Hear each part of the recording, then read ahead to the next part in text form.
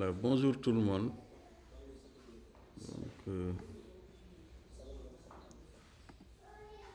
J'espère que vous allez bien. Bon, on se retrouve depuis plusieurs mois pour certains. Et voilà, depuis la dernière réunion avec le CFS. Donc voilà, ici on se retrouve pour un cours de développement d'applications mobiles cross-platform avec le framework Flutter et Dart. Donc nous allons le voir et peut-être vous savez aussi une approche de développement d'applications, puisqu'il en existe plusieurs, qui permet d'écrire un seul code et de pouvoir déployer sur l'ensemble presque des types de plateformes. C'est quand vous écrivez une application avec Flutter, vous pouvez déployer l'application pour avoir une version mobile ou une version desktop, une version web, une version embarquée. Bon. Quasiment, Flutter est un miracle dans le monde du développement. Voilà.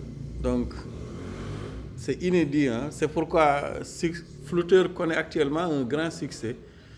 Presque, vous allez voir avec les statistiques, c'est le seul framework de développement mobile qui progresse d'année en année et même a réussi à supplanter React, qui était une très grande innovation dans le monde du développement. Parce que non seulement cela permet de gagner du temps avec le développement Flutter, parce que bon, j'écris un seul code et je peux déployer pour obtenir la version de l'application sur n'importe quelle plateforme. Alors que dans les approches natives, comme nous allons le voir, il faut, pour développer la version mobile, développer la version web, développer la version desktop, s'il y a une version embarquée, je ne sais pas, pour d'autres périphériques, les développer. Donc c'est ce qui fait aussi le succès de Flutter. Et donc le langage Dart est juste donc le langage qui est associé à Flutter. Donc Flutter, comme nous allons le voir, est un framework. Il vous propose le cadre de développement avec un format défini pour les types de projets. Donc il y a un cadre, voilà, qui vous propose avec le format de base et des bibliothèques pour faire le développement mobile, et le reste vous le faites. Il propose le cadre simplement. Bon, je pense que nous connaissons déjà. Je pense que pour certains, peut-être pour les nouveaux, nous avons fait le cours de développement mobile l'année dernière en licence. Bon, pour d'autres, on se retrouve dans d'autres cours autre part. Voilà, donc je suis le professeur Ousmane Sall, je suis enseignant-chercheur à la cellule numérique du pôle STN de l'Université virtuelle du Sénégal. Donc vous avez ces deux liens-là. Bon, un lien de l'Université de Thiès, parce que jusqu'au mois de janvier, j'étais à l'Université de Thiès avant de venir à l'UVS. Donc, bon, pour ceux qui ne me connaissent pas, bon, je ne dispense quasiment que des cours en programmation et des cours en relation avec le génie logiciel. Bon, c'est un choix assez compliqué avec l'âge, puisqu'il y a des cours qui sont beaucoup plus reposants. Mais bon. Donc nous allons faire ce cours-là ensemble. Vous avez aussi mon adresse mail. Donc n'hésitez pas aussi, si vous avez des questions, vous pouvez après, peut-être pas tout le temps, activer votre micro, parce que quand je suis en mode projection, je ne peux pas voir tout le temps le chat là. Donc vous pouvez écrire au niveau du chat ou bien m'interpeller éventuellement. Et mon ami Abdou Aziz Thiam que je retrouve. Cette fois-ci, il ne va pas pouvoir rater les cours. Donc, une sagesse chinoise que je mets dans l'ensemble des cours, et particulièrement sur ce type de cours, juste pour dire que bon, la pratique, elle est importante. Je vais vous expliquer les concepts. Nous allons faire un cours TP, mais la plus grande part du travail, c'est à vous de le faire. Par les pratiques, par les TP, etc. De toute façon, nous avons déjà fait, je pense, 1 ou 2 cours ensemble. Donc, vous savez comment cela se passe aussi. Donc, il y a 6 parties qui sont prévues dans ce cours. Donc, d'abord, je vais vous présenter une introduction générale du SDK Flutter. Donc, c'est un framework, mais aussi un SDK. Bon, pour SDK, rappelez-vous tout ce qu'on vous a dit à propos des JDK. Simplement, c'est la même philosophie, mais pour le développement multiplateforme. Et ensuite, donc, nous allons aussi parler du langage Dart. Avant de voir une initiation au langage de programmation Dart, qui peut être assez rapide, hein, je ne vais pas m'attarder, parce que Dart est un langage qui est assez simple quand on est en master. Bon, donc on va voir. Ensuite, nous allons voir une troisième partie sur le développement d'applications mobiles cross-platform avec le framework Flutter.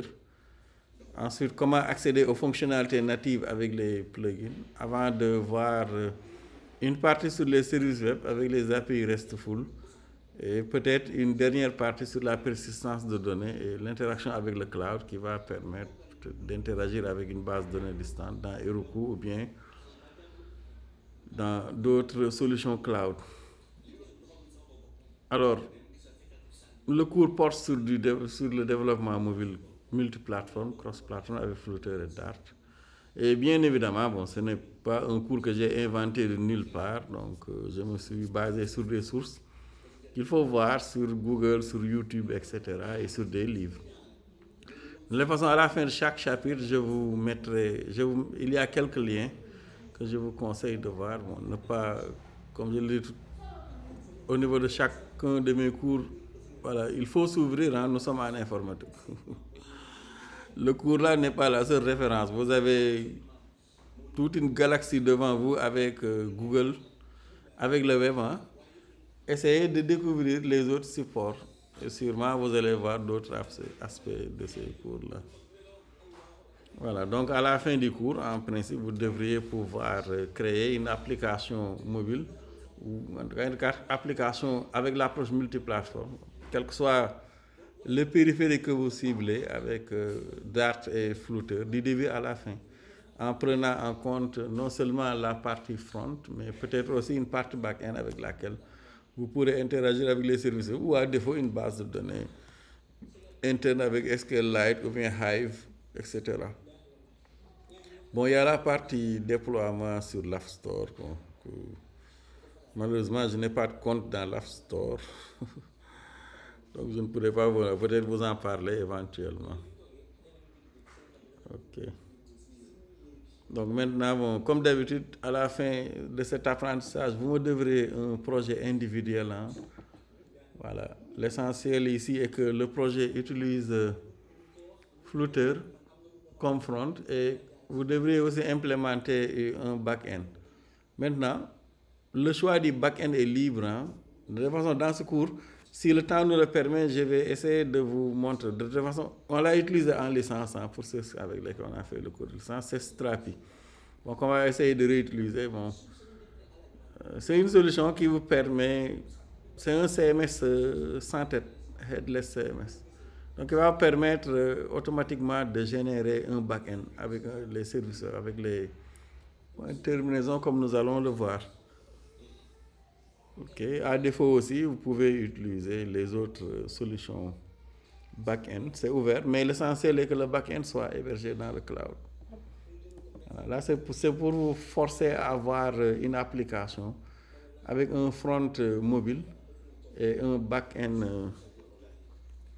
Donc, puisque vous êtes en master, vous avez déjà vu tout cela. Vous pouvez aussi utiliser, dans le back-end aussi, l'utiliser avec Angular aussi, pourquoi pas, puisque nous l'avons vu en licence. Bon, vous l'avez vu, je pense. Hein. On a fait le cours d'Angular, il me semble.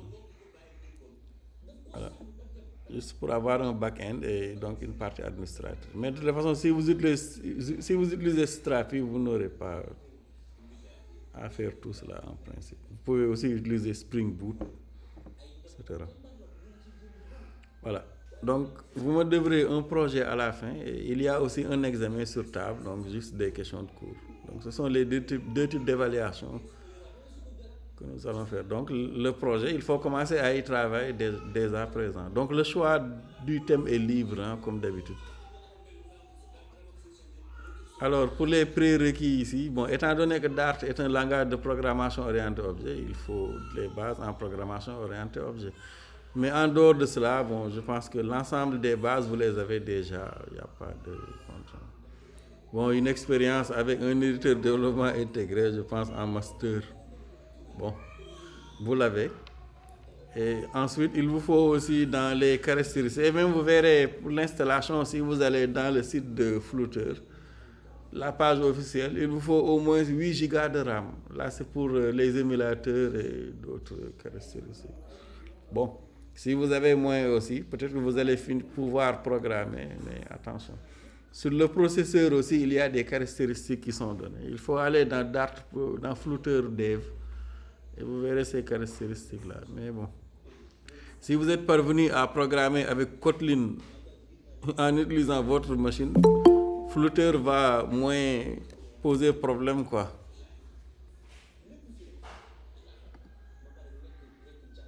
Voilà. Donc Flutter est beaucoup plus léger, vous allez voir, hein, est beaucoup plus simple en termes de développement. Rien à voir avec toute la peine là que nous avons eue l'année dernière avec Kotlin. Le développement Android là avec Kotlin, c'était vraiment pas aussi simple, bon, pas compliqué, mais on a plus simple quand même. Donc vous avez plusieurs pointeurs qui sont à la fin, bon, juste que vous pouvez visiter. Hein. Sur Flutter et Dart, bon, il y en a d'autres que vous pouvez aussi regarder éventuellement.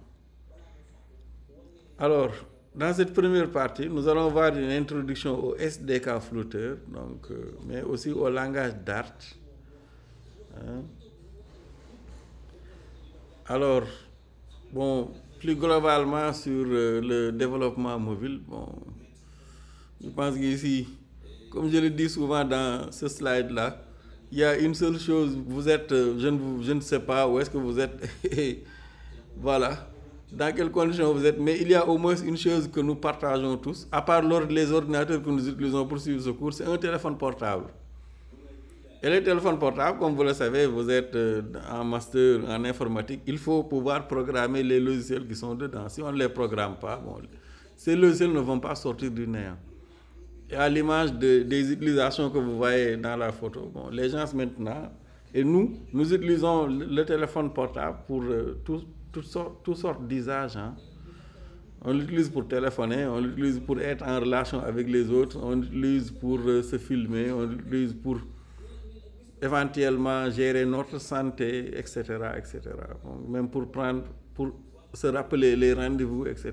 Donc, c'est un objet qui est omniprésent actuellement dans la vie de presque l'ensemble des milliards de citoyens qui sont sur Terre. Il est très rare de rencontrer quelqu'un qui n'a pas de téléphone portable.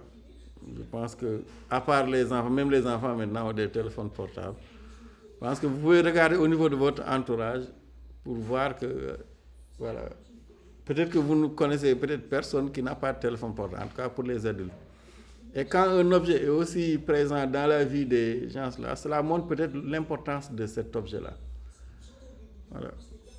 Et là, il faut que l'on puisse programmer les applications qui sont dans ces téléphones-là, sinon aussi, bon, voilà. Cela ne va pas refléter le niveau de besoin. Et pour preuve, bon, si l'on suppose qu'un téléphone portable, une ligne de téléphonie mobile, pour que cela fonctionne, il faut un téléphone portable. Il y a des pays comme le Sénégal où le nombre de lignes de téléphone a dépassé le nombre d'habitants même. Bon, c'est parce que beaucoup ont, ou certains ont 2 numéros de téléphone, d'autres 3, etc. Bon, cela se comprend. Mais c'est juste pour là montrer l'importance donc des téléphones portables dans la vie des citoyens. Bon, je pense en 2020, il y a 2 ans de cela, il y avait presque 18 millions de lignes de téléphone mobile au Sénégal. Je pense que maintenant, bon, on a largement dépassé sûrement ce chiffre-là. Pour dire qu'il y a une certaine omniprésence de l'utilisation du téléphone portable. Maintenant, qu'est-ce qu'une application mobile? Bon, ce n'est pas loin d'une application logicielle, puisqu'un téléphone portable aussi, c'est simplement un ordinateur en miniature actuellement. Bon, c'est un ordinateur qui permet de lancer, d'avoir les fonctionnalités d'un téléphone portable. Donc les applications mobiles, ce sont des applications logicielles qui sont conçues pour fonctionner sur des téléphones portables. Hein.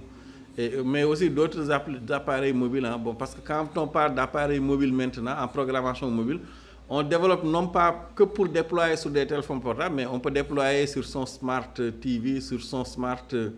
sur tout ce qui est smart, hein, sur les frigos, sur les congélateurs, bon, comment on les appelle encore, hein? Bon, sur tous les périphériques, sur les voitures et autres, comme vous le voyez. Donc, ces applications sont aussi disponibles après programmation sur les App Store. Et donc, vous avez Google Play Store que vous connaissez pour ceux qui utilisent Android et App Store de l'autre, là, d'Apple. Bon, Windows Phone Store qui a disparu, je pense que bon, cela n'existe plus ou n'est plus trop actif. Maintenant, comment est-ce qu'on développe ces applications-là? Il y a plusieurs approches. Hein. Bon, souvent, certains les classent en 2 classes. Bon, cela dépend. Mais néanmoins, de manière classique, il y a 4 types d'approches pour développer ces applications. Il y a l'approche native. L'approche native consiste à utiliser le langage natif du système d'exploitation mobile, bon, parce que bon, ce sont des systèmes d'exploitation aussi. Bon, on va y revenir. Hein. Android est un système d'exploitation. Donc, dans vos iPhones aussi, c'est un système d'exploitation qu'il y a dedans. Bon. Et donc, le développement natif va simplement utiliser le langage natif pour développer l'application. Et donc, cela veut dire que si je dois développer la version d'une application mobile, je dois utiliser Kotlin ou Java pour développer la version Android, utiliser aussi Objective-C, Swift, Cocoa, etc. pour développer la version iPhone. Donc ça, c'est ce qu'on appelle l'approche native ou le développement natif. Bon. Comme vous le savez aussi, qui est assez coûteux et il faut aussi avoir des spécialistes qui puissent développer sur Android, d'autres qui puissent développer sur iOS et en général, bon, c'est le cas ici au Sénégal, peu sont des développements iOS, hein, parce que bon, les conditions nécessaires ne sont que rarement réunies pour avoir un iPhone et un Mac. Ensuite, vous avez aussi le développement, l'approche web. Là, cela consiste simplement à développer une application web responsive design hein, qui puisse s'adapter aux périphériques mobiles. Là, on utilise pour cela le HTML, les styles CSS et donc le JavaScript ou l'ensemble des frameworks qui sont associés au JavaScript. Vous avez aussi l'approche de développement hybride. Donc là, cela consiste simplement à utiliser des technologies voilà, qui permettent d'utiliser certaines fonctionnalités natives des smartphones. Bon, c'est le cas, je pense, de Ionic que nous avons vu avec certains, je pense, hein, peut-être pas avec vous, je ne sais plus quelle classe. Hein. Voilà, qui consiste à utiliser les langages du web, mais après le développement, voilà, vous avez des solutions comme PhoneGap, Cordova, Accelerator, etc., qui vont permettre d'embarquer l'application web pour la présenter comme une application native. Et l'avantage, c'est que justement, cette application développée de manière hybride pourra être déployée dans les App Store. Tandis que les applications web, on ne peut pas les mettre dans App Store, ni dans App Store, ni dans Play Store, ce n'est pas possible. Maintenant, enfin, vous avez la 4e forme de développement, qui est l'approche cross-platform ou multiplateforme, là qui consiste, comme Flutter, hein, à construire des applications, à écrire un seul code en utilisant un langage entre double code natif, bon, même si ce n'est pas forcément le langage du système d'exploitation. Bon, Flutter, hein. Par exemple, dans Flutter, on utilise Dart pour construire l'application. Donc, on écrit un seul code et on pourra maintenant, après, déployer pour obtenir la version de l'application sur iOS, Android et les autres périphériques. Et d'ailleurs, même au moment de l'écriture du code, à chaque fois que vous procédez à un build ou une compilation, il génère automatiquement le code équivalent pour iOS, le code équivalent pour Android en Kotlin ou Java, ça dépend, etc. Bon, Flutter n'est pas que la seule solution cross-platform. Vous avez React Native aussi, malheureusement, qui est aussi très pratique, hein, mais que l'autre là commence à supplanter Flutter. Vous avez aussi Xamarin, malheureusement, qui a tendance à disparaître. Donc, c'est une solution cross-platform proposée par Microsoft. Bon, malheureusement, bon, qui est aussi utilisée au Sénégal, hein, dans certaines entreprises, de même que React. Mais Xamarin commence à décliner parce qu'il était fortement lié à la version mobile de Microsoft. Hein. Je sais plus comment ça s'appelle encore. Vous avez aussi Corona SDK, bon, rien à voir avec le coronavirus, qui est aussi une solution multiplateforme. Vous avez aussi Qt, Sencha, il y en a d'autres. Hein. mais les plus célèbres actuellement, c'est Flutter et React Native. Maintenant, du côté hybride, vous avez Ionic. Malheureusement, Ionic qui, avec les complications du développement et les changements incessants là, donc, a perdu du terrain. Du côté du développement natif, vous avez donc le développement avec Android, avec Kotlin surtout, qui est le langage officiellement de développement Android actuellement, ou bien Java. Avec iOS, vous avez Objective-C, Swift, Cocoa, etc. Alors, pour la comparaison entre les trois approches de développement, donc le développement natif, le développement hybride et le développement cross-platform, donc il y a plusieurs différences qui se posent. Maintenant, peut-être en termes de développement, quand on utilise l'approche native, bon, on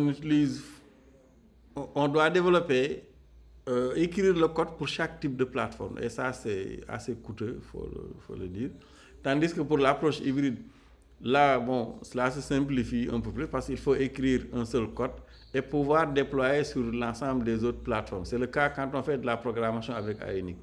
Donc, on écrit un seul code avec TypeScript et ensuite, au déploiement, vous pouvez déployer sur iOS ou bien Android ou voilà, les autres périphériques. Tandis que pour l'approche cross-platform aussi, c'est la même chose. On écrit un seul code pour pouvoir déployer partout. Maintenant, du point de vue des utilitaires, bon, pour l'approche native, on peut développer en utilisant Xcode, ou bien AppCode, Android Studio et les autres éditeurs de développement intégrés. Pour l'approche hybride, par exemple, c'est le cas avec Ionic, on peut utiliser Apache Cordova, Visual Studio Code, etc. Bon, Visual Studio Code est transversal. Donc, c'est l'éditeur, moi, que je vais utiliser. Bon. Pour l'approche cross-platform avec React, Flutter, Xamarin aussi, vous pouvez utiliser des outils, entre autres, avec Visual Studio Code, vous pouvez utiliser Android Studio et d'autres solutions aussi qui sont proposées. Ok. Oui. Monsieur. Oui. Oui, allez-y. À la fin du cours, on aura le support ou l'enregistrement de la vidéo. Je vous ai envoyé le support depuis hier. Il faut vérifier votre mail. Pour les vidéos, vous avez déjà des vidéos du cours ici. Donc, allez sur ma chaîne YouTube. Vous avez déjà des vidéos du cours pour chaque chapitre. Voilà. C'est sur le chat. Hein? Voilà, c'est sur le chat. Alors, maintenant pour les approches de développement, donc, bon, l'approche cross-platform, bon, pourquoi l'approche cross-platform est très usitée dans le monde du développement? C'est simplement, malheureusement, voilà, et ça c'est le souci, peut-être que ça va finir par venir. Il n'y a pas d'interopérabilité entre les langages et les plateformes, malheureusement. Bon, prenez votre téléphone Android, vous ne pouvez pas y installer une application iOS directement. Bon, sans utiliser d'autres, peut-être, solutions qui permettent de l'installer. Idem aussi, si vous prenez un téléphone, un iPhone, vous ne pouvez pas y installer voilà, une application Android.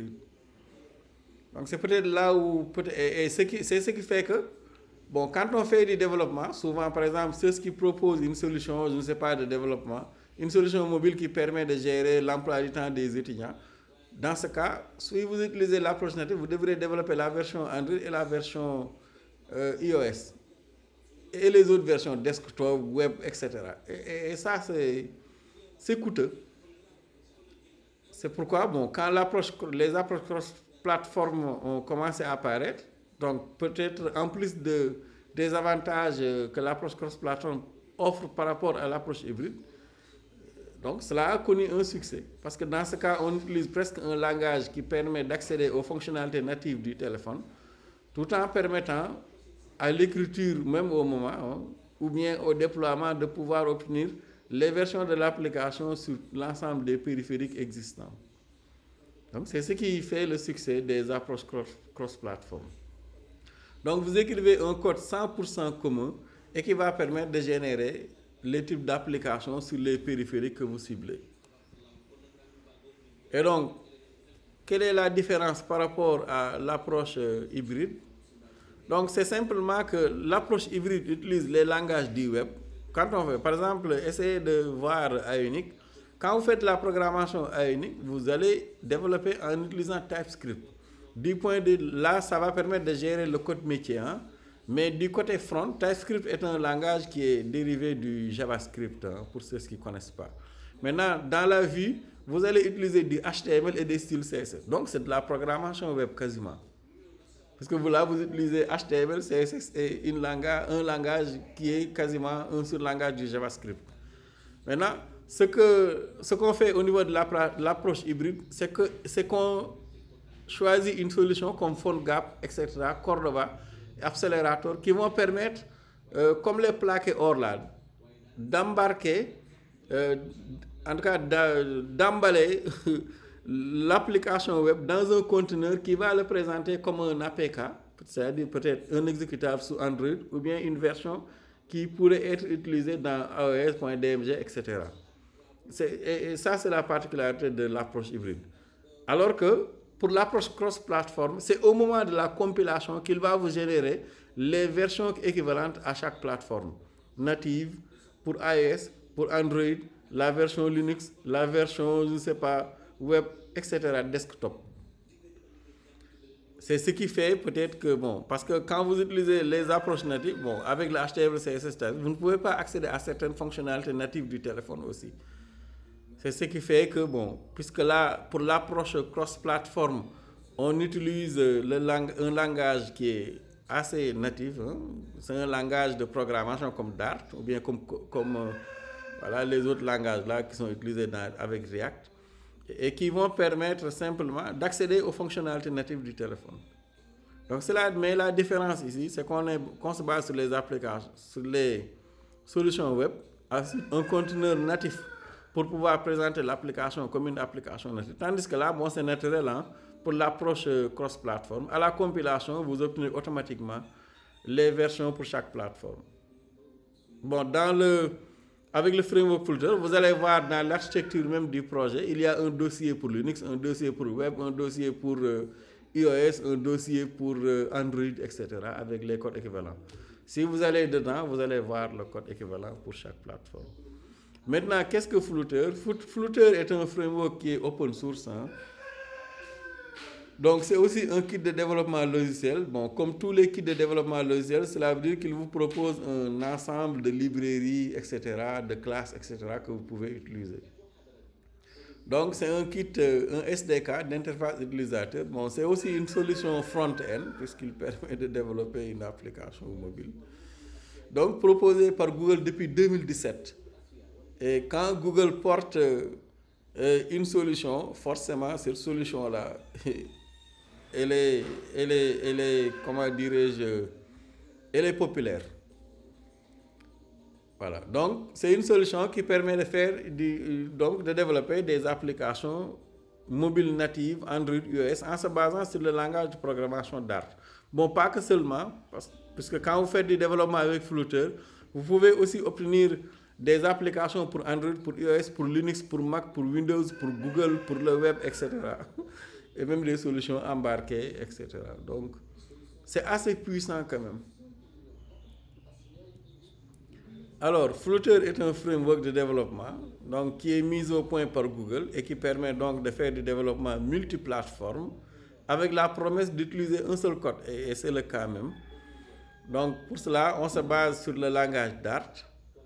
Donc, Dart est un langage de programmation orienté objet développé par Google et qui est utilisé pour créer des applications mobiles de bureau, pour des serveurs, pour le web, etc.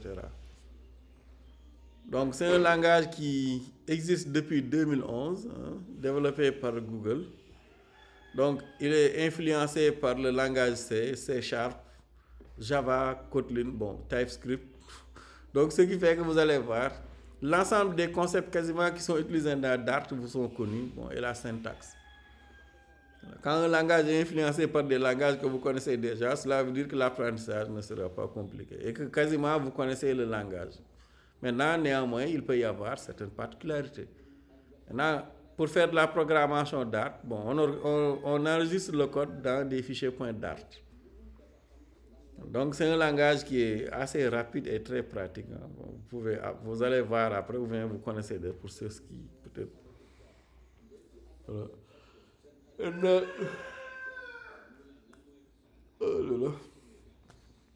Voilà, donc c'est un langage qui est assez léger et très pratique. Donc l'apprentissage n'est vraiment pas compliqué. Donc on a un code optimisé. Donc voici l'architecture en couche de Flutter, bon, comme avec Android. Donc vous avez la couche la plus basse qui permet d'accéder aux fonctionnalités natives du téléphone ici en bas, avec les plugins natifs, app packaging, etc. Ensuite, vous avez le moteur de Flutter ici, le noyau, développé en C++ aussi, qui permet d'accéder à certaines fonctionnalités. Et la couche supérieure, qui est la couche avec laquelle on interagit quand on fait du développement, avec Material Design, que porte-t-on, les widgets, les animations, etc. Mais retenez ici que le moteur de Flutter est écrit en C++ et prend en charge donc les primitives nécessaires pour la prise en charge des applications. Donc derrière les fonctionnalités que nous allons utiliser avec les widgets, etc., c'est le moteur qui est utilisé derrière par ces classes, ces méthodes qui sont proposées par le SDK. Voilà. Donc, l'un des points forts de Flutter, c'est le hot reloading. Donc, comme dans Ionic, vous allez voir, automatiquement, quand vous faites de la programmation avec Flutter, dès que vous faites CTRL-S, il va vous recharger automatiquement l'application. Ce qu'on n'avait pas, par exemple, en termes de développement mobile avec Android, si vous vous rappelez.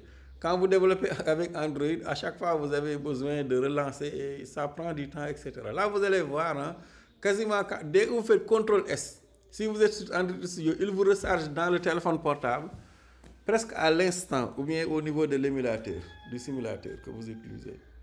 Donc, c'est un framework qui est assez réactif, avec des widgets préexistants, etc. Vous avez aussi un design qui est assez joli. Hein. Vous allez voir que, bon, de manière native, sans que vous utilisez des fonts externes ou bien un certain design, hein, vous allez obtenir un design de qualité qui est très joli avec les applications Flutter. Voilà. Et ensuite aussi, bon, c'est assez rapide. Hein. Vous allez voir, peut-être que l'application néanmoins peut être assez, bon, un peu lourde, hein, du point de vue de la taille du fichier, de l'exécutable qui sera généré. Peut-être c'est un désavantage, hein. Mais sinon c'est très pratique. Maintenant le hot reload, c'est le rafraîchissement à chaud, donc qui permet de rafraîchir à l'ordre de la seconde sur le mobile ou l'émulateur. Il est assez pratique, hein. Donc vous allez voir tout à l'heure, bon, quand nous... Donc, comme je vous le disais tout à l'heure, quand on regarde les statistiques, le framework Flutter est quasiment le seul qui progresse, hein, dans les statistiques que vous avez. Là, je vous ai mis le lien ici, Statista, que vous pouvez voir.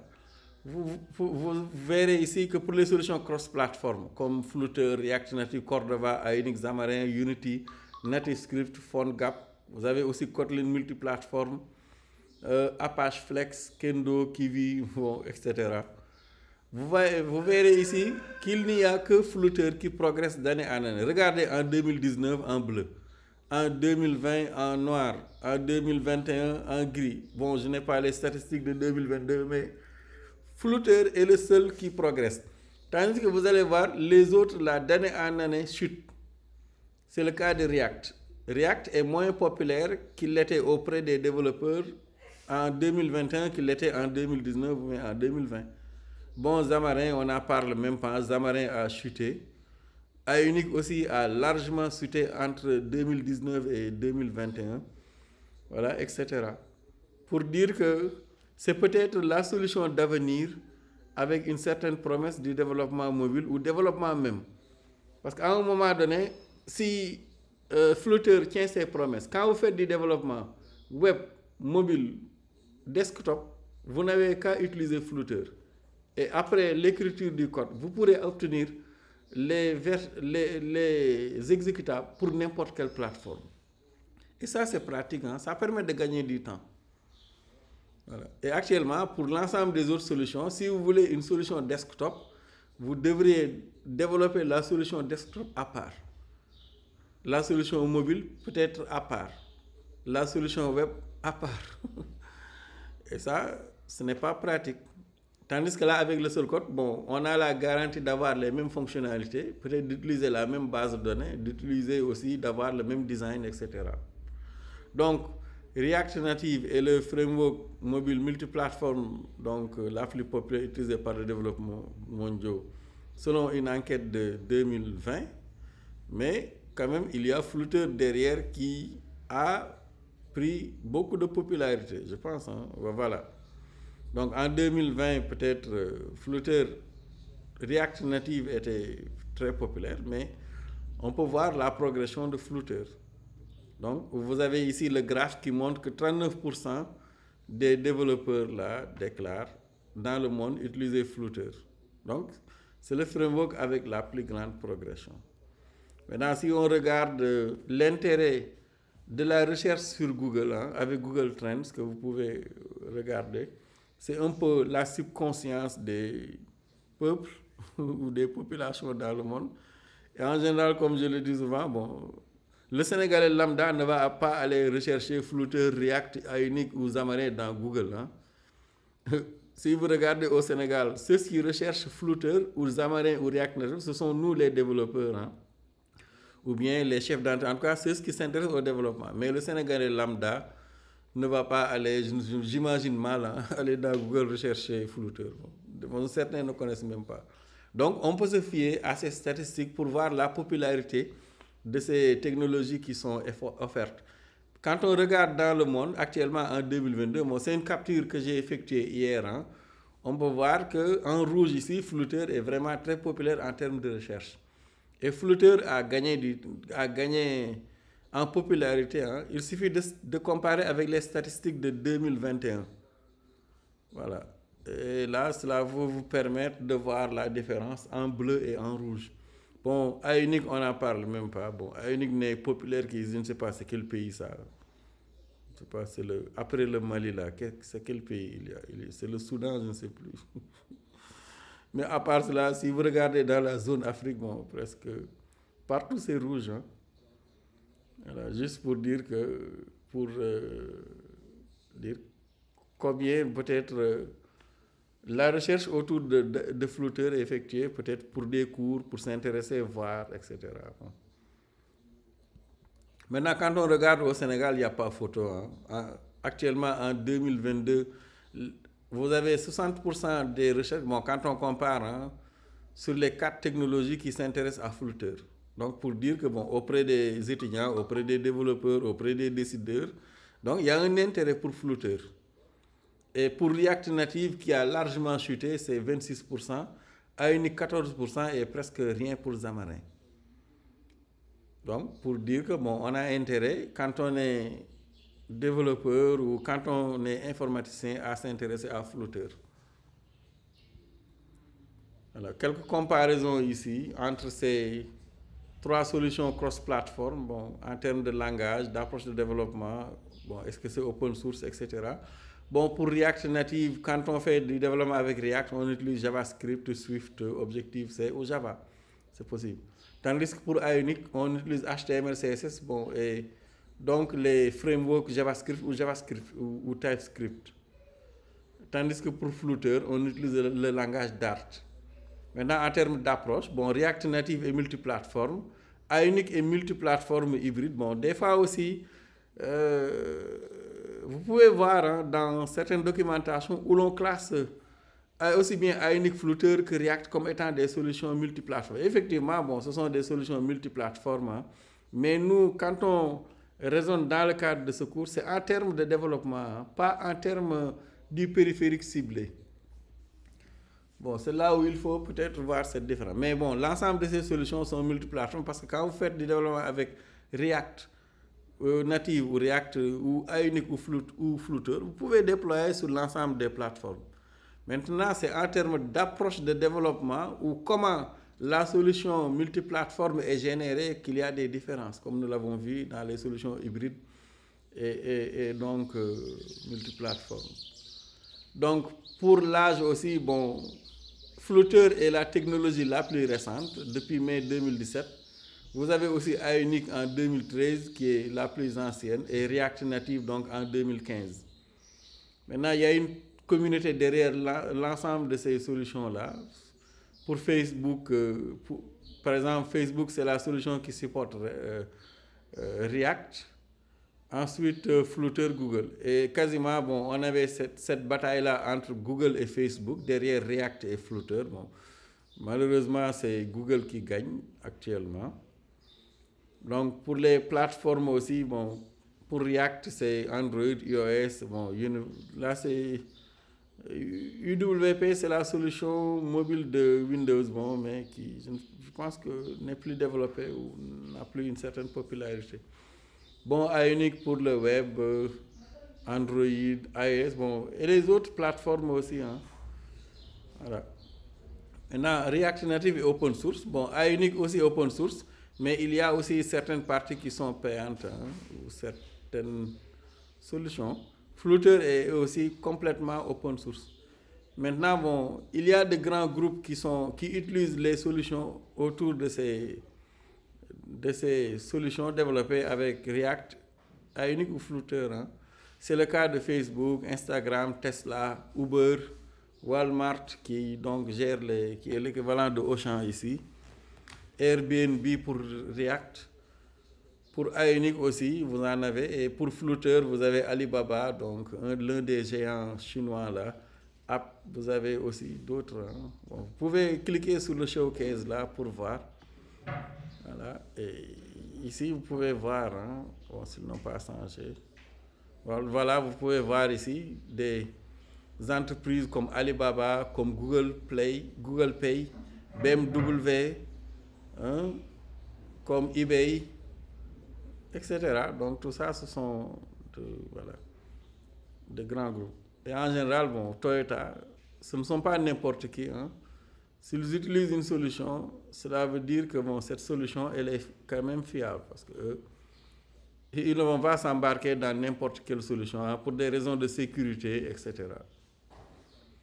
Voilà, donc on peut se fier aussi à ces statistiques-là. Bon, là, comme d'habitude, bon, quand on développe des solutions avec les frameworks, vous allez finir par avoir des bugs et des erreurs qui ne sont pas forcément liées à votre code. Ça, c'est le lot qui est offert. Vous avez déjà développé au moins avec un framework. Et pour cela, il faut vous fier à Stack Overflow.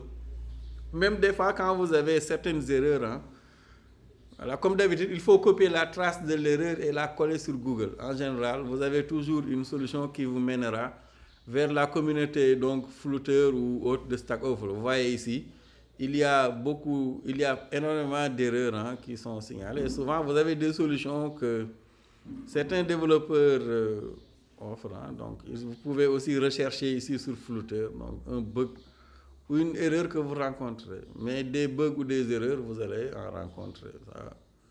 C'est inévitable. Hein. Ça, c'est le lot des frameworks. Même si ce ne sont pas des erreurs liées à votre code, souvent c'est lié au framework.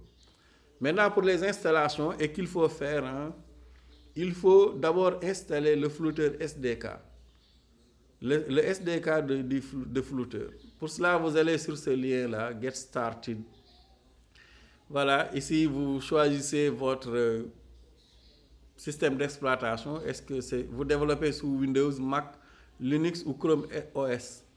Et en fonction, voilà, du système d'exploitation que vous utilisez, alors, vous allez avoir les instructions pour l'installation. Par exemple, moi, j'utilise un Mac OS.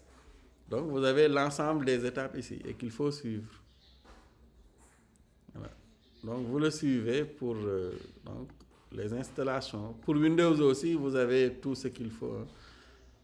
Voilà. L'ensemble des instructions qui sont déroulées ici. Maintenant, il faut aussi installer Git. Voilà, on en a besoin. De toute façon, même en faisant le développement, à chaque fois, les différentes versions que je vais avoir, pour les exemples, je vais les uploader dans Git. Donc, mais aussi là, il y a des paquets qui sont nécessaires et que Flutter va utiliser, surtout pour les plugins là. Donc, il faut installer Git. Ensuite, il vous faut aussi un JDK hein, ou bien l'Open JDK, mais il faut configurer le path du JDK, donc le Java Home, ou bien exporter le path si vous utilisez Linux ou bien Mac, etc. Je vous conseille aussi d'installer Android Studio hein, pour le déploiement donc, de la solution Android. Donc, installez-le complètement. Normalement, bon, pour ceux qui ont fait le cours de développement mobile avec moi l'année dernière, vous l'avez déjà. Et aussi, donc, les paths là du SDK d'Android, etc. Bon. Installez aussi Visual Studio Code. Bon, moi, je vais utiliser Visual Studio Code dans ce cours. Bon, en installant aussi Android Studio, il faut aussi créer un émulateur. Bon, si vous avez une bonne taille RAM, ou à défaut, configurez votre téléphone en mode développeur pour pouvoir déployer dessus les applications que vous développez. Voilà. Donc, vous pouvez aussi aller sur ce site-là, flutter.dev, hein, parce qu'on y était tout à l'heure. Là, vous pouvez avoir quelques aperçus sur des solutions Flutter. Vous voyez, c'est très joli, hein? Et pas compliqué à développer, surtout. Contrairement à Kotlin, même si Kotlin n'est pas aussi compliqué quand même. Bon, on peut, voilà. Donc, c'est rapide. Bon, comme je vous le disais tout à l'heure, voilà, vous pouvez développer et donc créer l'application pour desktop, une version pour iOS. Vous pouvez aussi avoir une version pour l'autre là, Android, pour les tablettes, version aussi web, etc. Bon, ce sont les target plateformes là. Voilà, donc iOS, web apps. Vous pouvez aussi déployer des applications desktop pour Windows, Mac OS, Linux. Voilà, des applications, bon, Flutter, etc. Donc, c'est vraiment un miracle dans le monde du développement. Voilà. Et c'est très joli, hein? Surtout en termes de design, je pense que c'est l'un des designs natifs les plus jolis hein, qu'il m'est donné de voir. Et pour les entreprises qui l'utilisent aussi, comme je vous le disais tout à l'heure, Alibaba, Google, BMW, eBay, voilà, dans leur développement, Toyota utilise Flutter. Bon, c'est simplement que c'est une solution supportée par Google. Et quand Google porte une technologie, forcément, il faut s'intéresser à cette technologie. Tôt ou tard, c'est une technologie qui va finir par développer en général, bon, à moins que l'on ait des problèmes de sécurité ou d'autres paramètres.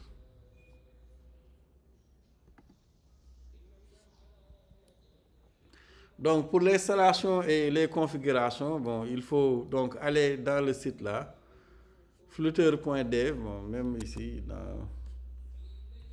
voilà, vous pouvez regarder ici, voilà, Flutter ici, donc, et là vous regardez, donc, vous cliquez, voilà, sur le bouton Get Started.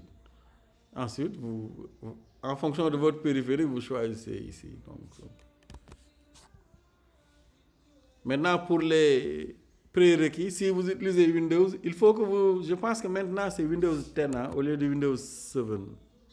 Voilà, vous devez avoir Windows 10, voilà, ou une version supérieure à Windows 10, mais 64 bits. Voilà, donc si vous avez 32 bits, faites attention, je pense que vous allez vous retrouver avec des problèmes. Certains pouvez essayer en vain, jusqu'à la fin du cours, vous allez essayer des choses qui ne vont jamais marcher. Donc, essayez d'avoir Windows 10. Hein. Voilà. Maintenant, en bas, je pense qu'il y a quelques caractères, je ne sais pas où est-ce qu'il les a listés encore.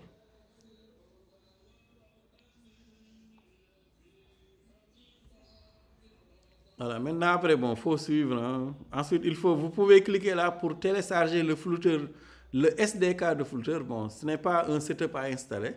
Il faut simplement le télécharger et le dézipper quelque part.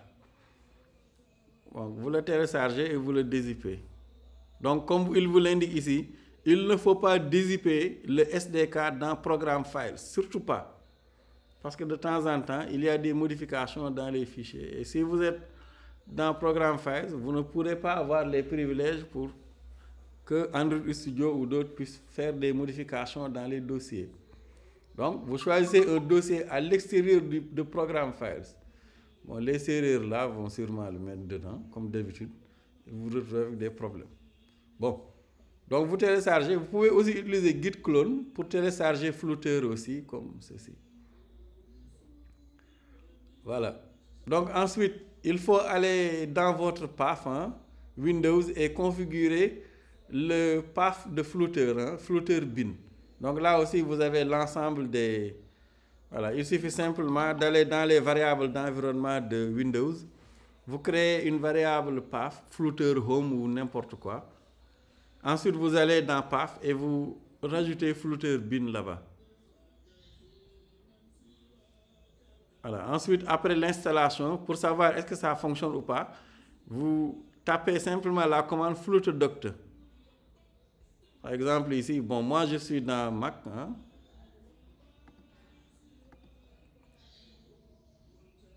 Voilà, bon, je vais ouvrir un terminal. Voilà, vous tapez après l'installation, parce que j'ai déjà installé et configuré. Hein.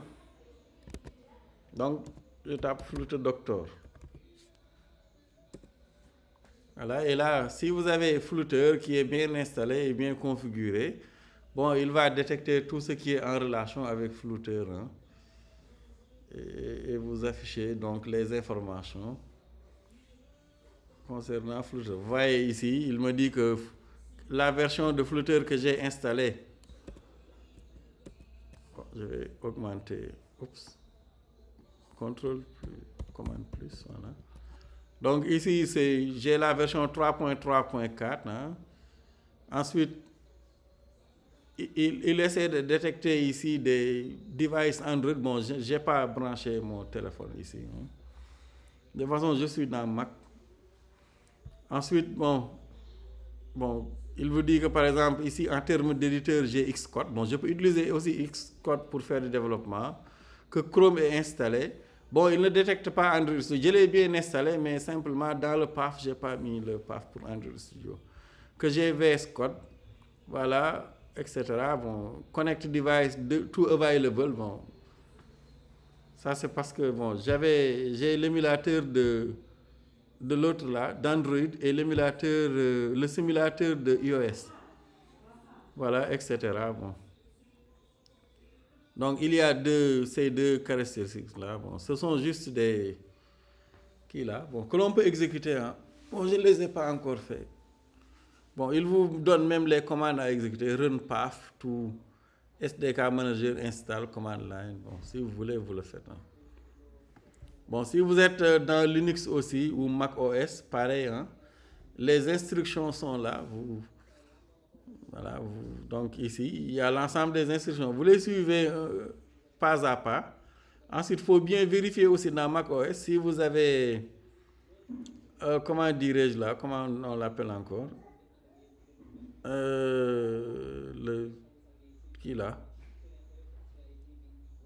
chips, je ne sais plus comment on le dit en français.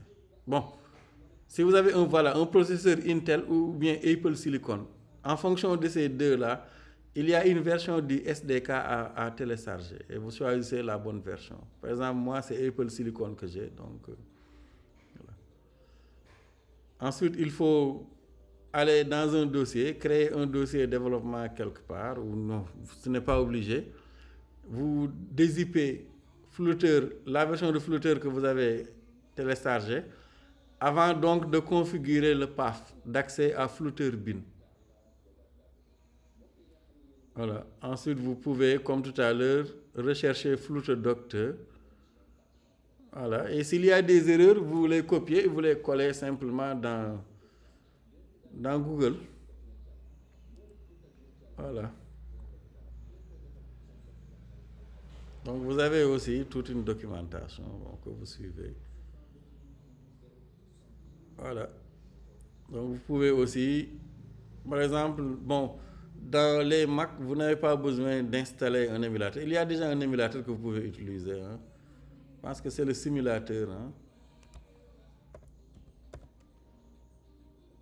Donc, simulator ici.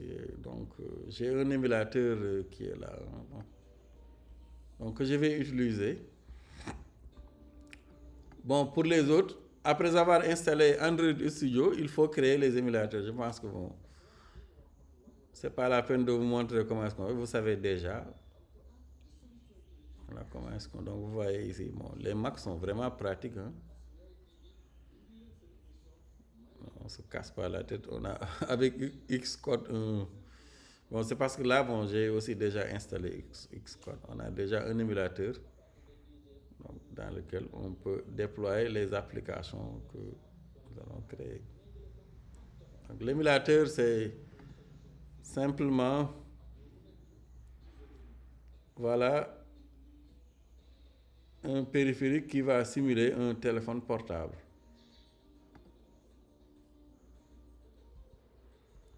Voilà, donc ça, je vous laisse le faire hein, pour les installations. Bon, vous pouvez aussi installer Visor. Donc, Visor va permettre de visualiser sur votre ordinateur l'écran de votre téléphone portable. Bon, là, c'est pour les démos, etc.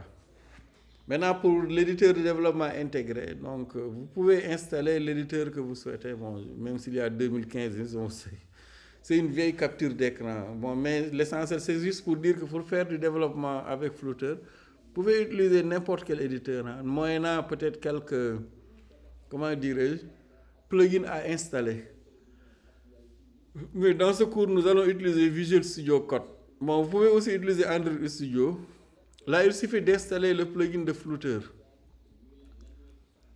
Maintenant, pour Android Studio, il faut télécharger Android Studio et l'installer. Donc pour cela, vous allez sur le lien là, Android. Voilà, vous téléchargez Android Studio. Voilà, et vous l'installez. Maintenant, bon, l'installation, comme certains le savent déjà, peut prendre énormément de temps et nécessite d'avoir une très bonne connexion.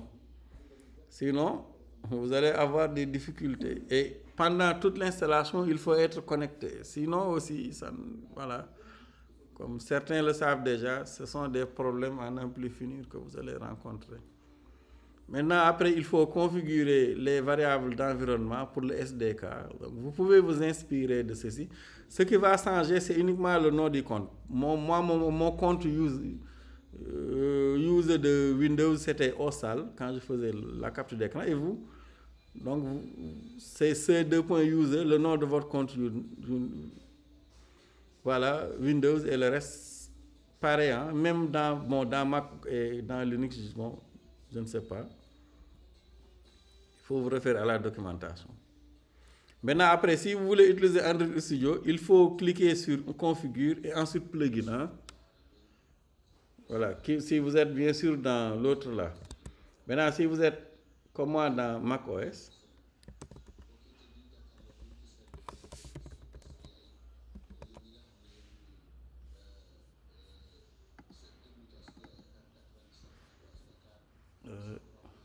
qu'est-ce qu'il dit là derrière? Bon, je continue. Bon, si vous êtes dans, vous utilisez Windows, hein, il suffit donc simplement de cliquer ici sur Configure et ensuite sur les plugins. Et là, vous allez pouvoir installer le plugin de Flutter. Vous l'installez, automatiquement, il va vous installer aussi le plugin de Dart. Et ça va vous permettre de créer des applications Flutter et Dart aussi dans, voilà. Dart donc, avec Android Studio. Voilà. OK. Donc, pour créer un nouveau projet, vous cliquez sur Start, New Project, Flutter Project. Voilà. Maintenant, bon, il va falloir que vous lui indiquiez. Bon, si vous n'avez pas bien configuré votre path, là où se trouve le SDK path de Flutter, c'est-à-dire le répertoire bin de Flutter. Là, vous cliquez sur les 3 points qui sont là, juste pour pouvoir installer. Donc, lui, spécifier le dossier où se trouve le SDK de Flutter. Et là, vous aurez créé donc votre première application Flutter.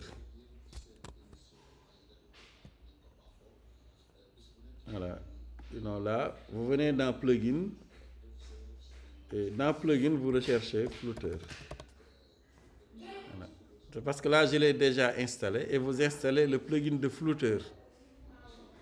Vous pouvez après vérifier, rechercher Dart. Et vérifier est-ce que Dart est installé. Voilà. Et une fois ceci fait, c'est bon. Vous pouvez créer, vous voyez ici déjà, j'ai New Flutter Project. Et quand vous cliquez là, vous pourrez créer donc votre premier projet Flutter. Donc vous cliquez là. Voilà. Il a déjà détecté mon path de Flutter parce que je l'avais configuré. Hein. Je suis dans Mac.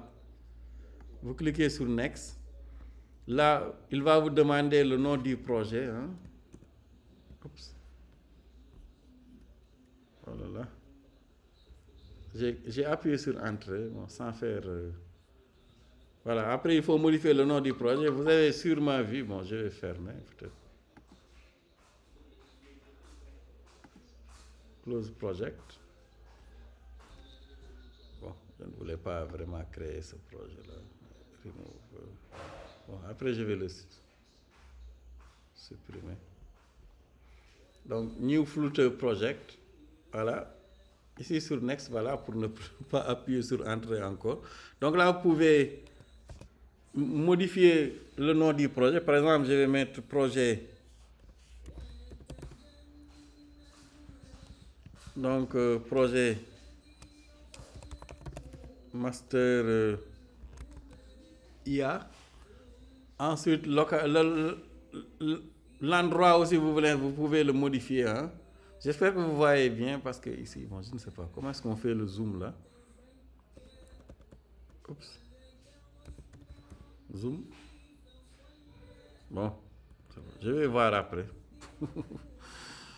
Ensuite, donc, vous avez ici la description du projet que vous pouvez modifier. Bon, le type d'application. Donc, application, vous laissez comme défaut, par défaut.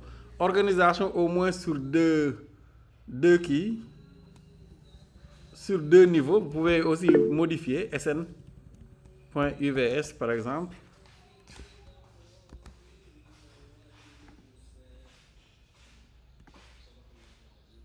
Oui, c'est visible, donc c'est bon. Hein?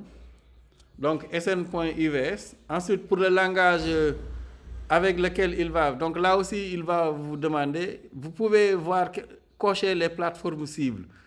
Donc pour le moment, c'est Android et iOS qui sont cochés.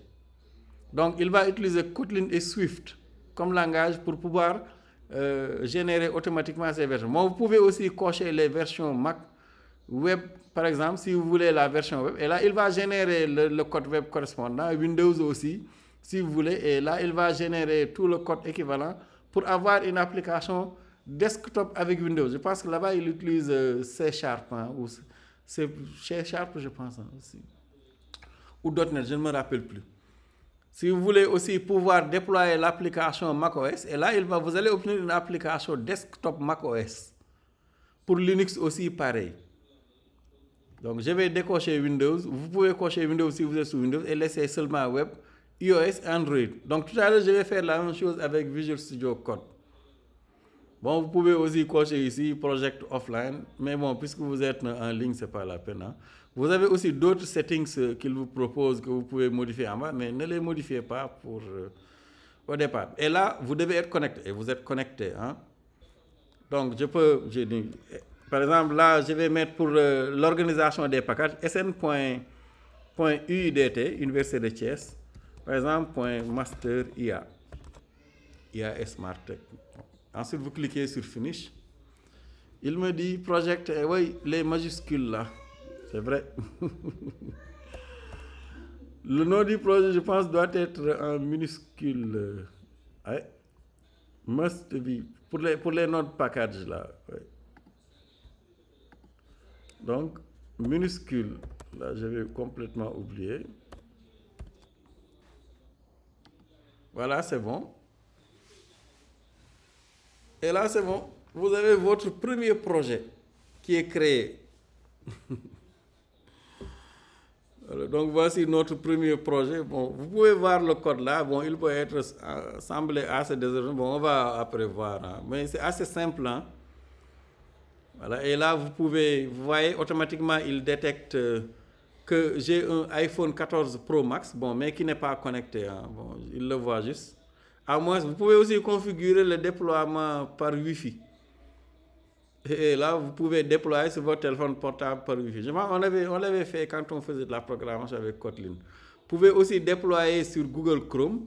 Et dans ce cas aussi, bon, vous pouvez aussi déployer pour avoir la version desktop. Bon, la version iPhone 14 Pro Max, bon, ça, c'est pas mon téléphone. C'est l'émulateur qui est là. Bon, vous pouvez aussi créer votre propre émulateur. Par exemple, quand vous êtes dans l'autre là, comment il s'appelle encore? Dans Windows, vous pouvez venir sur Device Manager là, l'icône là, Device Manager. Et là, vous pouvez créer votre propre émulateur. Vous cliquez là sur Create Device. Et là, vous pouvez choisir parmi les devices qui sont proposés ici. Par exemple, ici, tablette, Wear, TV, autonome, Pixel. Bon, vous avez aussi plusieurs types de périphériques, hein, Nexus, etc. Vous choisissez le type de téléphone. Voilà, pour créer votre propre émulateur. Bon, je ne vais pas en créer. Ensuite, vous cliquez sur Next, Next. Voilà, pour créer l'émulateur. Bon, moi, je vais utiliser l'émulateur natif là que j'ai ici et qui est très joli quand même. Bon, sinon je vais créer un émulateur, c'est vrai que... Bon, avec les serrures comme Abdelaziz Thiam qui sont là, mieux vaut montrer des exemples. Bon, par exemple là, il a choisi le Pixel 2, vous pouvez laisser, ou bien le Nexus, bon, etc. C'est à vous de voir. Hein. Ensuite, vous cliquez sur Next.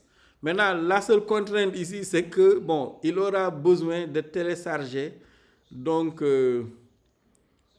une fois certaines images, hein, mais vous devez être connecté. Bon, si vous avez une bonne connexion, ça se fait très rapidement. Hein. Voilà. Donc là, c'est bon. Voilà, je rafraîchis. Bon. Là, je clique pour qu'il puisse télécharger le système là, l'image là. C'est l'image qui sera utilisée avec l'émulateur. Bon, si vous avez une bonne connexion, cela peut être très rapide. Hein. Si vous avez une mauvaise connexion, là, vous pouvez patienter pendant des minutes et des minutes. De toute façon, vous l'avez déjà expérimenté quand on faisait de la programmation avec Kotlin.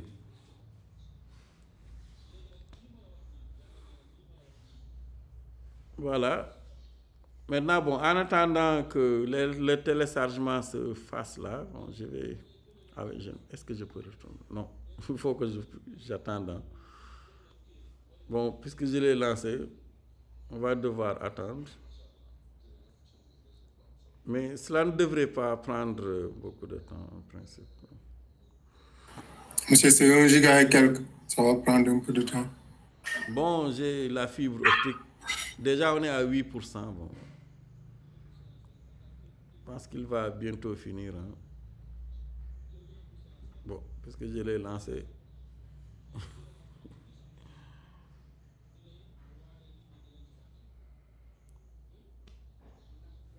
« 11%.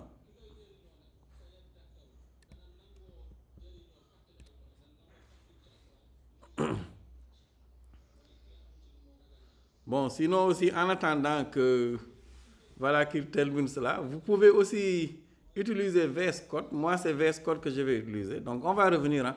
Après, il faut configurer votre téléphone portable en mode développeur pour pouvoir y déployer. Comme d'habitude, il faut aller dans les paramètres. Tout à fait en bas, vous avez About Emulate Device, ou bien About Device, ou bien à propos du téléphone. Et vous entrez dedans et vous tapotez avec votre doigt sur la partie Build Number. il va décompter jusqu'à ce que le mode développeur soit activé. Et quand vous revenez dans Settings, vous allez voir Developer Option et vous activez USB Debugging pour pouvoir déployer, en tout cas avec un téléphone Android. Pour les iPhones, vraiment, je ne sais pas comment ça se fait. Je ne l'ai jamais fait. Et je vais devoir même le faire pour pouvoir déployer sur mon iPhone. Voilà. Et ensuite, une fois ceci fait, vous pourrez déployer maintenant sur votre téléphone portable les applications que vous allez développer. Maintenant, si vous voulez utiliser Visual Studio Code, de toute façon, je vais moi utiliser Visual Studio Code. Vous devez d'abord télécharger Visual Studio Code. Hein? Vous tapez simplement sur Google, pour ceux qui ne connaissent pas, VS Code. Vous pouvez même taper VS Code Flutter. Hein? Voilà. Et là, il va vous montrer, par exemple, quand vous tapez VS Code Flutter, bon, il va vous guider ici. Voilà. Donc, il faut d'abord télécharger VS Code. Donc là, vous téléchargez VS Code, la dernière version stable. Hein. Voilà. Ici, il faut automatiquement, quand vous allez arriver au niveau du site, il va détecter votre système d'exploitation et vous cliquez pour télécharger le setup de VS Code. Ensuite, vous l'installez simplement. Maintenant, une fois installé, par exemple, moi j'ai déjà installé VS Code. Donc, Visual Studio Code. Voilà, je vais l'ouvrir. Et donc, c'est l'éditeur que je vais utiliser. Il faut aller dans les plugins ici. Dans les extensions. C'est ce bouton-là. Et vous recherchez la même chose aussi, Flutter. Voilà. Et là, il faut installer le plugin de Flutter. Sinon, vous ne pourrez pas faire du développement Flutter avec. Et ensuite, vous recherchez aussi, vous installez ce plugin-là, cette extension Flutter Widget Snippet. Ça va permettre de disposer donc de complétion de code ou bien de raccourcis pour pouvoir créer les widgets stateful, stateless et les autres. Voilà. Mais une fois que vous installez ces deux-là, bon, même si vous recherchez Dart, vous allez voir qu'il vous a déjà installé les extensions nécessaires pour Dart. Donc, vous recherchez Dart. Donc, il y a aussi d'autres extensions que vous pouvez installer. Hein. Par exemple, bon, on va voir après pour les getters et les setters ou la génération de classes. Si on ne peut pas générer les getters et les setters pour ne pas perdre de temps, on va revenir ici pour installer l'extension Dart Class Generator. Voilà. Donc, une fois que vous avez installé les plugins, bon, c'est bon. Vous pouvez maintenant, là aussi, créer un projet. Bon, avant, ce n'était pas possible, hein, mais ici, vous pouvez créer un projet. Donc, ici, il faut venir au niveau de la palette de commandes. Quel que soit, comment dirais-je, là, vous faites CTRL P ou bien commande Shift P. Ça dépend de votre système d'exploitation. Même si vous êtes sous Linux, il y a des raccourcis. Là, vous recherchez Flutter. Et vous voyez ici, il vous propose de créer un nouveau projet Flutter. Donc, New Project. Sans pour autant aller en ligne de commande. Donc là, vous cliquez sur New Project. Il va vous demander le nom du projet. Et là, vous allez et l'emplacement. Et vous allez pouvoir créer un nouveau projet Flutter. Par exemple, je clique là. Donc, bon, il vous demande ici, bon, quel template. Bon, c'est une application. Bon, ce sont les templates là que vous avez aperçus tout à l'heure avec Android Studio. Une application ou bien un module, un package, un plugin. Oh là là, coupure de courant.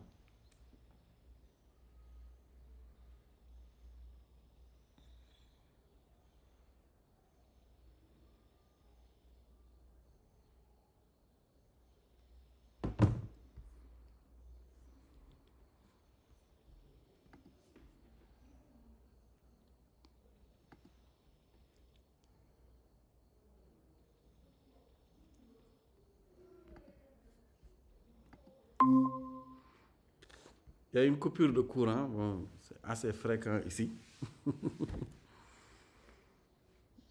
Voilà. Bon, on continue. J'étais en train de vous montrer comment créer le projet avec Visual Studio Code. Donc là, vous venez sur affichage, palette de commandes. vous recherchez Flutter, hein, comme on avait vu tout à l'heure. Vous cliquez sur New Project. Ensuite, Application. Bon, si vous voulez aussi créer pour les autres, vous les choisissez. Hein. Et là, il va vous demander où est-ce que vous souhaitez créer votre projet et quel est le nom. Bon, moi, d'habitude, je vais toujours sur... bon, j'avais créé un dossier développeur. Bon, vous pouvez aller sur votre bureau. Moi, en général, j'ai créé un dossier sur le bureau que je nomme Workspace Flutter. De ce fait, l'ensemble de mes projets Flutter, je vais les créer là-bas. Workspace Flutter. Bon, vous pouvez le nommer comme vous voulez. Hein. Et donc, après, voilà. Donc, voilà pour le dossier. Maintenant, il faut maintenant spécifier le nom du projet. Bon, il vous propose Flutter Application 1. Vous pouvez aussi mettre un autre nom si vous voulez. Bon, je laisse Flutter Application 1. Et voilà. Donc, oh là là. Ou bien, je n'ai pas choisi le bon template. Qu'est-ce que c'est que ces histoires-là?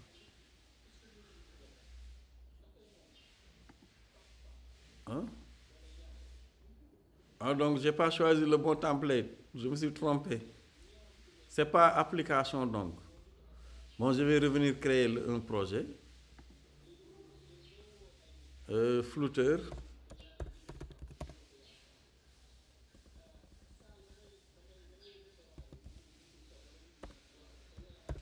Ah, il faut que je sorte de ce projet-là. Fermer. C'est moi encore.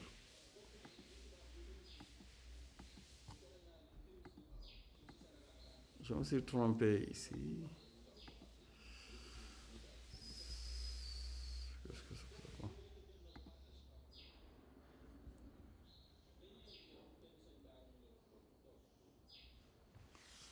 Oh là là, qu'est-ce que j'ai fait?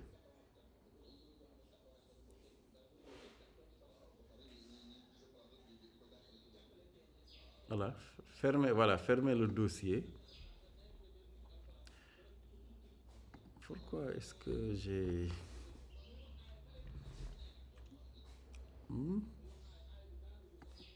New Project. Voilà, je pense que c'est celui-là. Hein? Generate... Non. Generate a shared... generate a project to add Flutter mode. Generate a shareable... Pourquoi le projet? Parce que normalement... Pourquoi je me retrouve avec l'autre là?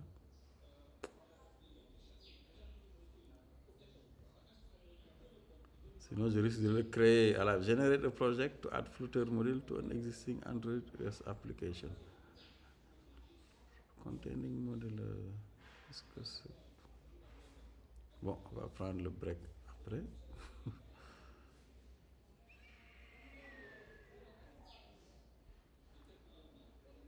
Bon, pourquoi je me suis retrouvé avec ça? Attends, je vais regarder qu'est-ce qu'il y a comme...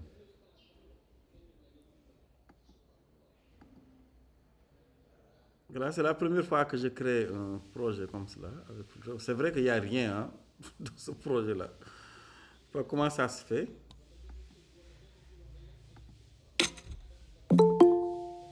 Bon, sinon, je vais le créer en ligne de commande. Et ensuite, je vais regarder au niveau de la bibliographie, quoi. Bon, je pense que c'est beaucoup plus prudent, parce que là, bon, vraiment, je ne sais pas.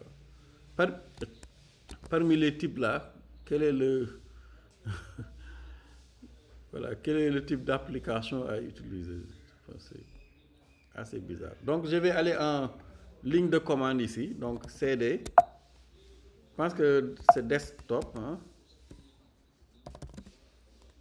Dans Workspace Flutter. Donc, pour créer un projet Flutter en ligne de commande, on tape simplement la commande Flutter Create. Bon, de toute façon, bon, pour vous montrer les commandes, vous tapez simplement Flutter ici. Et il y a un ensemble de commandes associées ici à Flutter, que vous pouvez voir ici. Il y a Analyze, Build, Clean, Create, pour créer, comme vous le voyez, Create a new Flutter project, hein, Drive, Test, bon, etc. Bon, quoi qu'il en soit, pour créer un nouveau projet Flutter, on tape la commande Flutter Create. 2T, hein, create. Et là, vous mettez le nom de votre projet. Donc, je vais mettre app, bon, underscore, bon, ou bien app, app master, ou bien, bon, je vais mettre exemple 01. Voilà. Ah, c'est bon. Là, il va, voilà, vont créer. Vous voyez, ça a été très rapide, ça a été rapide. Hein? Maintenant, il faut entrer dans le dossier. Voilà, et je suis dans le dossier. Si vous êtes dans Windows, vous pouvez utiliser code espace point pour l'ouvrir automatiquement. Bon, malheureusement, ça ne marche pas dans macOS. Hein? En tout cas, pour la configuration, je pense qu'il faut le configurer après, vraiment. Donc...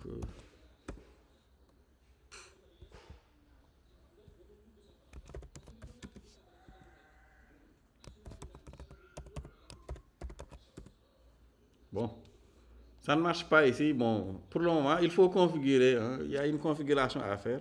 Mais dans Windows, quand vous entrez dans le dossier, vous faites code point, vous pourrez l'ouvrir.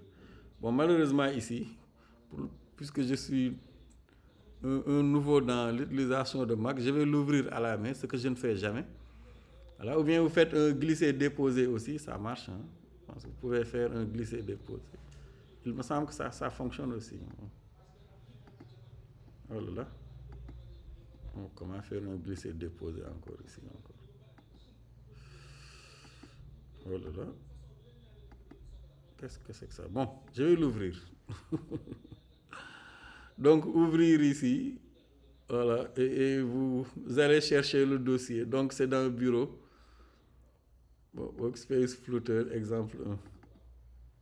Voilà, c'est bon. Qu'est-ce que c'est que ça? Je suis sorti ou bien? Monsieur, pour cliquer déposer, il faut changer la disposition des icônes là. J'ai dit pour cliquer déposer, il faut changer la disposition des icônes. Bon, moi je suis un cerf dans Mac. Hein? Oui, là-bas, oui. J'utilise les Mac depuis moins d'une semaine. Voilà, pas icône. Ok. Voilà. Après, vous cliquez déposer juste sur le logo de... Bon, le problème c'est que quand je clique une fois, il m'ouvre le... Ah d'accord, je comprends. Bon, attendez, oui, j'ai une souris. Je vais utiliser la souris. Ouais. Je pense qu'avec la souris, ça va. Mais avec le trackpad, là, c'est pas simple. Ok. Donc, vous voyez, on fait un glisser-déposer. Voilà. J'avais même oublié que j'avais une souris externe. Et voilà, vous voyez, j'ai mon projet, voilà, qui est maintenant installé. Bon, là, vous pouvez faire confiance. De toute façon, on n'a pas le choix. Si on ne fait pas confiance, je ne sais pas comment est-ce qu'on va faire. Donc, il va initialiser l'environnement, bon, détecter est-ce qu'il y a des émulateurs qui sont ouverts, etc. Bon. Là, vous voyez, même configuration. Il y a plusieurs dossiers, hein, comme nous allons le voir. Il y a ce dossier-là, Dart Tool, je pense que hein, vous avez surtout ces dossiers qui sont les deux. Par exemple, la version Android du code va être automatiquement générée ici, dans Android. La version iOS dans le dossier iOS. La version Linux dans Linux, la version macOS dans Mac, la version web dans web, la version Windows ici. Donc voilà. Donc ici, contrairement à l'autre là, Android Studio, bon, là c'est à cause de la coupure de courant de tout à l'heure. Hein. Donc je vais rafraîchir et retélécharger. Bon, il va consommer. Voilà, c'était à cause de la coupure tout à l'heure que ça s'est interrompu. Bon, skip le break là. Voilà. Donc, si vous regardez, donc, vous avez les codes équivalents. Par exemple, dans Android, vous voyez ici, vous avez Gradle, vous avez app, src, main. Vous avez ici, dans le dossier Kotlin, vous avez mainActivity.kt, pour ceux qui se souviennent du cours de l'année dernière, hein, etc. Vous pouvez le visiter et voir que vous avez l'ensemble des fichiers avec un code qui est généré automatiquement. Mais le dossier que vous allez utiliser fréquemment, c'est ce dossier lib. Main.dart, vous voyez, c'est le fichier qui était ouvert tout à l'heure ici, dans Android Studio. Donc voilà. Maintenant, s'il y a un émulateur qui est créé, il le détecte automatiquement ici.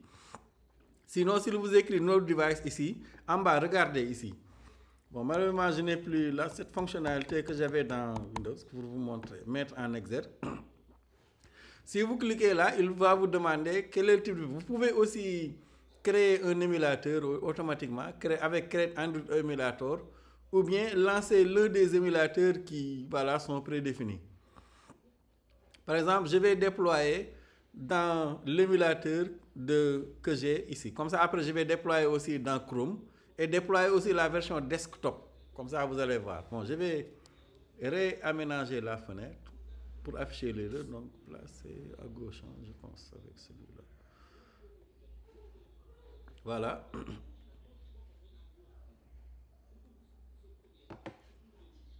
Bon, je n'ai pas besoin du calendrier, je ne sais pas pourquoi je suis entré dedans.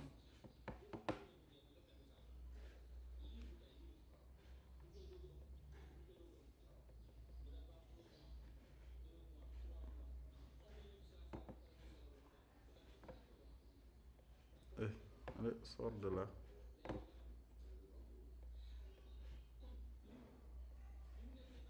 Voilà.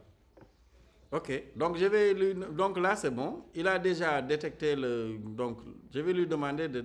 Donc pour déployer, c'est simple. Hein? Bon, je vais le choisir. Voilà, c'est bon. Vous regardez ce bouton qui est là. Vous cliquez dessus plutôt, et vous faites un start debugging ou bien without debugging, peu importe. Voilà, par exemple, start debugging. Et là, il va effectuer automatiquement le déploiement. Donc, il va procéder aux différentes phases de compilation, etc. Détecter s'il y a des erreurs ou pas avant de vous déployer l'application. Donc, comme vous le voyez ici, c'est une application simplement qui affiche une seule page avec comme titre Flutter Demo Home Page. Là, c'est le titre de l'application. Hein, donc, la version équivalente sera déployée ici. Donc, c'est le nom de l'application qui va apparaître. Donc, voilà, vous voyez, l'application est déployée. Et vous avez donc ici le titre de l'application. Bon, j'espère que vous êtes toujours là parce qu'il y a une coupure de courant. Oui, heureusement, j'utilise mes données mobiles. Voilà, et voyez, regardez le design comme c'est joli. Et là, vous avez donc un bouton qui est là avec lequel on peut interagir simplement pour incrémenter un compteur qui compte le nombre de fois sur lequel on a appuyé sur le bouton plus. Et donc, il vous offre ici le système de hot reloading. Hein? Pour le hot reloading, par exemple, ici, changer le titre. Vous voyez ici, le titre ici, c'est Flutter Demo Homepage. Là, je vais le changer pour mettre simplement ici. Première app. Vous voyez automatiquement, bon, c'est parce que je l'ai configuré, bon, la sauvegarde automatique. Vous voyez, automatiquement, première app, Master IA et Smart Tech. Là, c'est la sauvegarde. Dès que je sauvegarde, automatiquement, vous voyez, ça change ici. C'est hyper rapide, hein, et très, très pratique aussi. Voilà. Ensuite, on va faire des manips après. Hein. Donc, pour la barre aussi, bon, on peut changer ici énormément de choses. Hein. Vous avez... Donc, ici, donc, je ne sais pas comment on l'appelle encore. Je pense que c'est color ou... Oui, background color.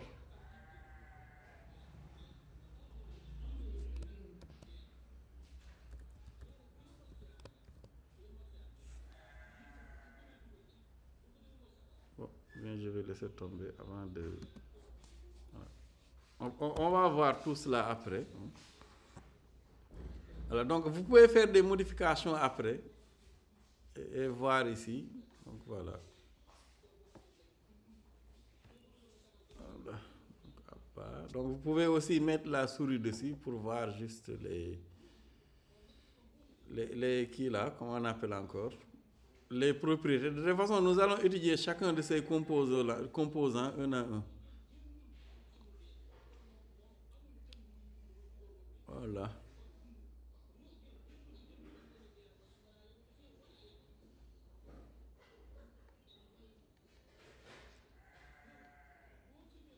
Donc, voilà. Donc, même chose aussi, si vous regardez dans Android Studio, je ne sais pas s'il a terminé ou pas. Voilà, il a terminé.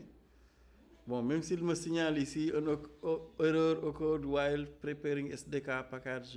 Bon. Ça, ce sont des erreurs qui peuvent arriver. Hein. Il suffit après de rechercher dans Google et vous allez voir. Bon.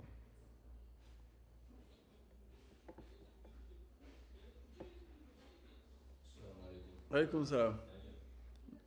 Donc, il faut rechercher ces traces d'erreur-là dans Google et vous allez voir après. Bon, on peut aussi déployer.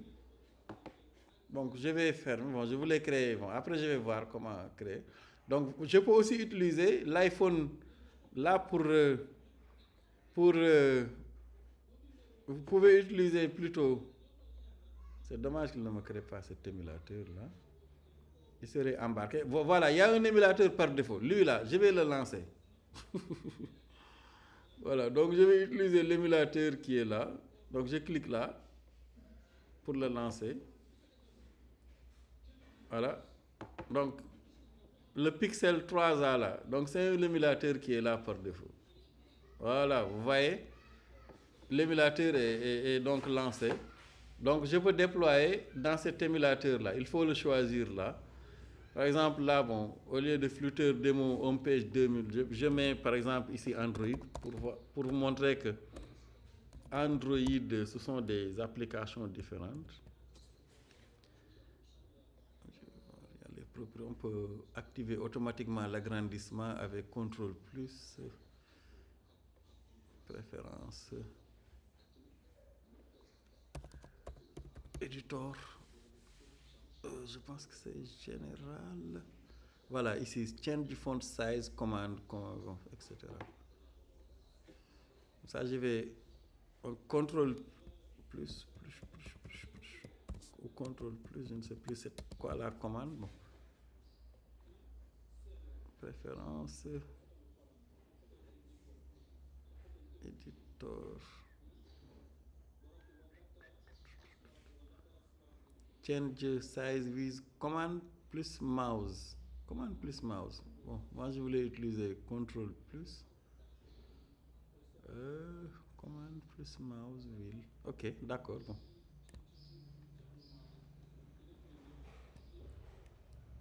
Donc, command mouse. Ok, d'accord. Voilà, c'est ça. Au lieu de contrôle plus, quoi. Mais je pense que sur Windows, c'est contrôle plus. Voilà. Bon, je diminue un peu quand même pour que... Donc là, j'ai changé ici, j'ai mis Android. Donc là, vous pouvez aussi déployer en cliquant sur ce bouton.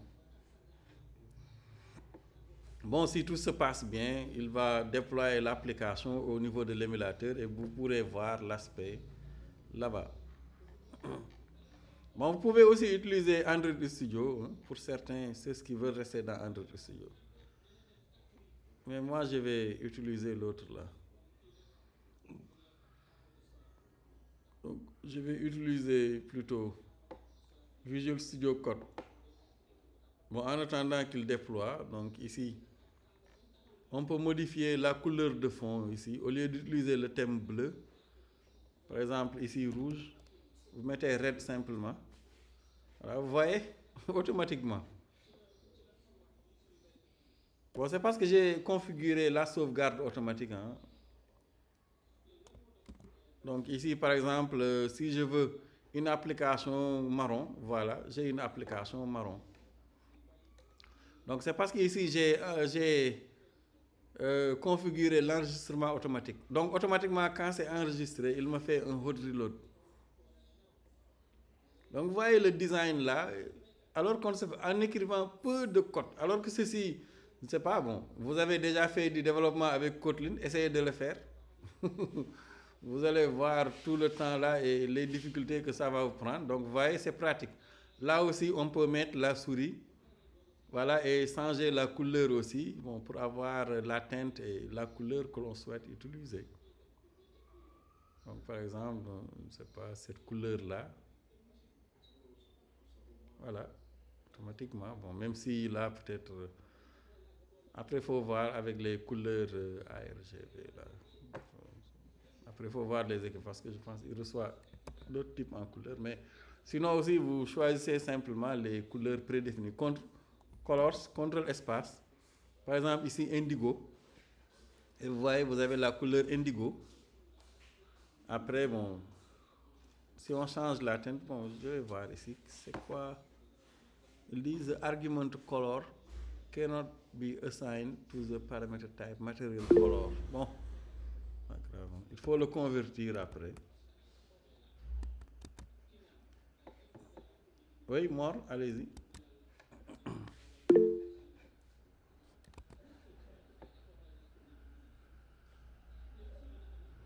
Hein? Il y a un S dans color. Ah, ok. Ah oui, c'est color point. Tu as raison.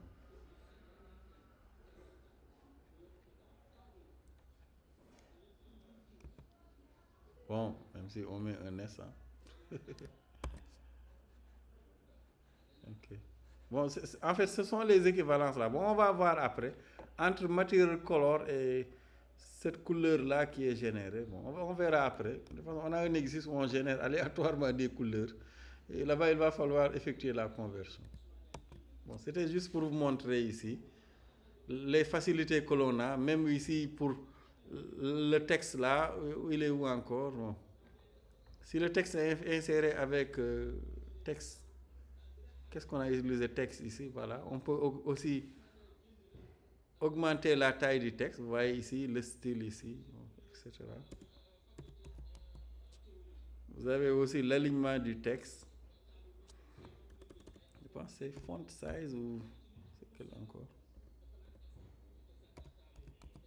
On va voir après. Donc l'alignement du texte, la direction du texte. Bon.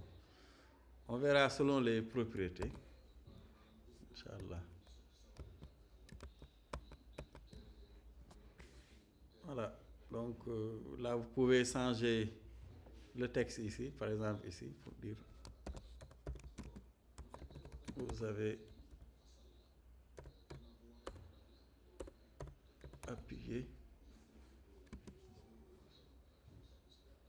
Bon, par exemple, voilà, count ici, auquel vous pouvez concaténer ici quelque chose, fois.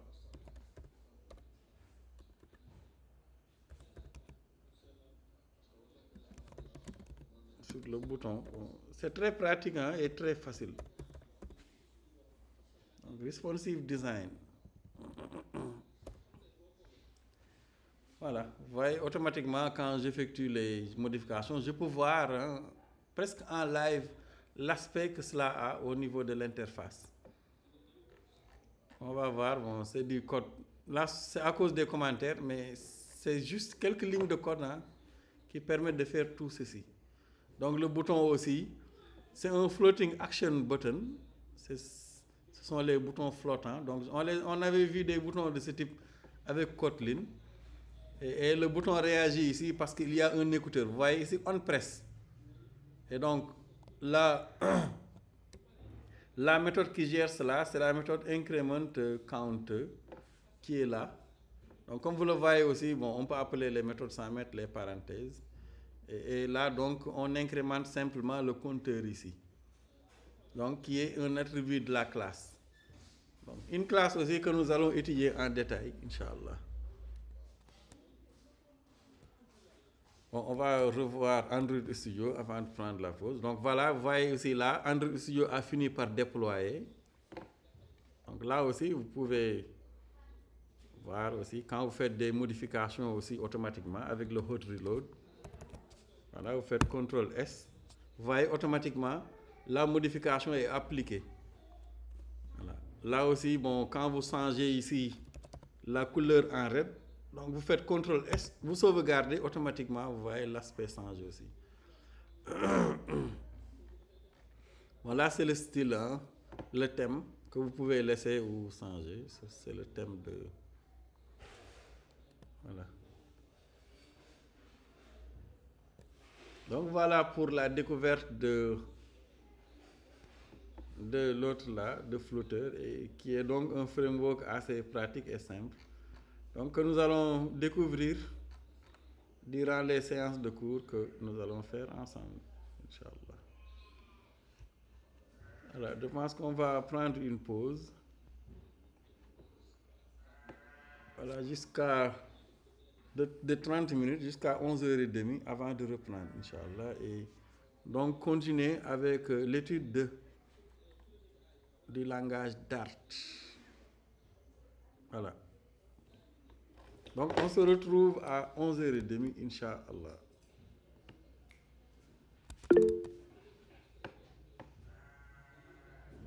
jox ma sama ndékki boobu balaa ngay dem wala xale jox damay jël pause